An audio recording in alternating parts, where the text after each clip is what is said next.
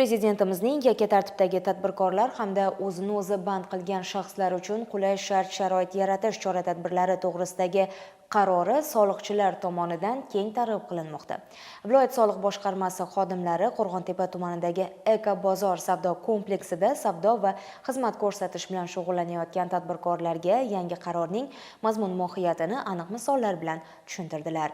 Targ'ibot jarayonida soliqchilar qarorning eng muhim jihatlarini ochib berishdi. 1-yanvardan boshlab yakka tartibdagi tadbirkorlar uchun jismoniy shaxslardan olinadigan daromad solig'ini qat'iy belgilangan miqdorda to'lash tartibi bekor qilingani tadbirkorlarga sodda va aniq misollar orqali yetkazildi. Yillik aylanmasi 1 milliard so'mgacha bo'lgan yakka tartibdagi tadbirkorlar va o'zini o'zi band qilgan shaxslar uchun aylanmadan olinadigan soliq stavkasi 1% etib belgilangani, avval esa 4% lik stavka qo'llangani yana bir yangilik sifatida e'tiborga tushdi. Hozirda Qo'rg'ontepa tuman soliq inspeksiyasi xodimlari bozorlar va turg'un savdo shoxobchalarida ushbu qarorga asosan faoliyatni amalga oshirib, targ'ibot ishlari tashkil qilinmoqda. 247 sonli qarorda asosiy maqsadi tadbirkorlarga va hamda xaridorlarga qulaylik yaratish maqsadida yaratilgan bo'lib, to'lovlarni qabul qilishda hamda xaridlarni amalga oshirishda juda ham ko'p qulayliklar yaratilgan. Buning uchun oddiygina Paynet xolis ilova orqali telefondan boshqariladi.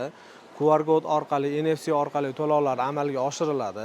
Cheklari fuqaroga vaqtida beriladi, SMS tarzida, o'zi xohlasa shu telefon orqali ko'rsatib beriladi. Yakka tartibli tadbirkorlar hamda o'zini o'zi band qilgan shaxslar platforma orqali qilingan savdodan topgan daromadidan 1% soliq to'laydilar. Ushbu o'zgarishlar tadbirkorlik faoliyatini qonuniy, shaffof va barqaror yo'lga qo'yishga xizmat qilishini maqsad etgan. Raqamli platformalar orqali masofaviy biometrik identifikatsiya, mobil telefonga SMS xabar yuborish orqali ro'yxatdan o'tish imkoniyatlari bor.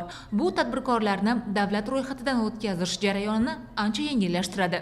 Qo'rg'ontepa tuman Eko-bozorida tadbirkorlik faoliyatini yurgizaman. Kassa apparatda biz har oyga yoki yillik to'lovlarni qilardik. Hozir xolis Paynet ilovasida ish olib boryapmiz. 10 million savdo qilsak, undan 4%ni 400 ming so'm davlatga tushum qilib berardik.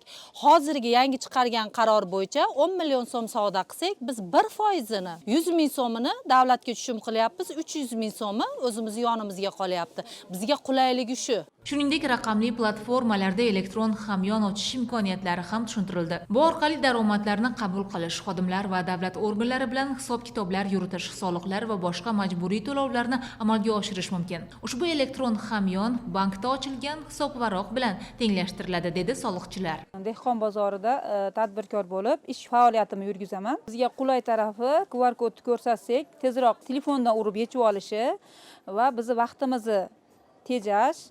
Asosiysi bizga qonuniy, shunisi bizga ma'qul. Plastikka yechganimizda bankka borib 2-3 kunlab o'chiritlar kutib, pulimizni yechib olardik. Hozir meni o'zimni shaxsiy hamyonim bor, pul yechaman, ishlataman. 2-3 kunlab vaqtlar kutmayman.